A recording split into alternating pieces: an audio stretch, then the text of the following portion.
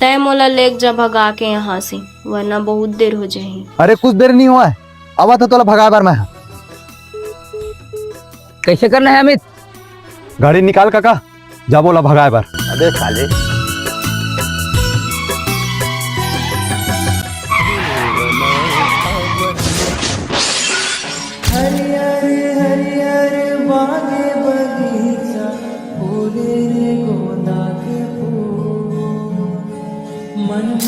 अरे कुछ देर नहीं हुआ है, आवा था तोला भगाए बार मैं।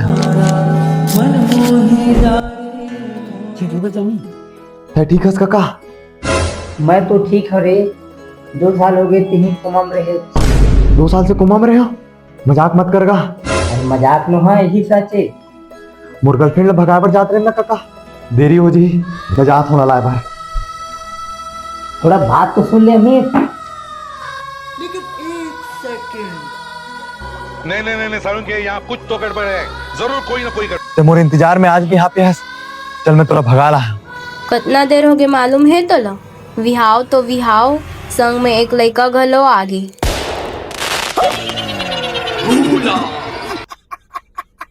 ये कौन है रे अम्मा? तोर मामा हरे बेटा।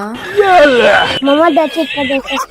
ते धोखा दे मोला, मैं नहीं जाना। ते चल मोर संग में चल। तब मैं तोर पर 2 साल ले कुंवारी बैठे रहते हो।